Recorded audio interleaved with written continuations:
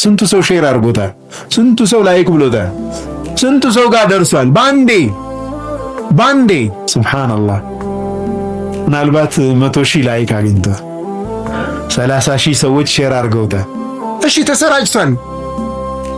ማን ጋር እንደደረሰ እንኳን እናቀው። እንዴት አድርገን ነው ይህን ሰውዬ ስሙን የምናጸዳለት? ክብሩ እንዴት አድርገን ነው የምንመልስለት? እዚህ በጣም መጠንቀቅ ያስፈልጋል። ያለንበት ዘመን ማህበራዊ ሚዲያው ለመልካም ነገር መዋል የሚችለውን ያክል ለጥፋት የመዋል እድሉ በጣም ሰፊ ነው።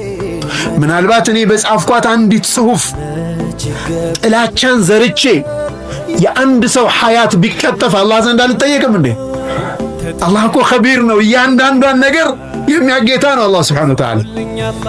እኔ በጻፍኳት ጽሑፍ ተነሳስቶ ጥላቻ አድሮበት ጎረቤቱን ቢገል አልጠየቅም እንዴ? በተቃራኒው እኔ በጻፍኳት መልካም ነገር ያ ሰው ልብ ውስጥ ያለ ጥላቻ ቢከስምና ያሰበው መጥፎ ነገር ሳያደርገው ቢቀር አጅር አላገኝም?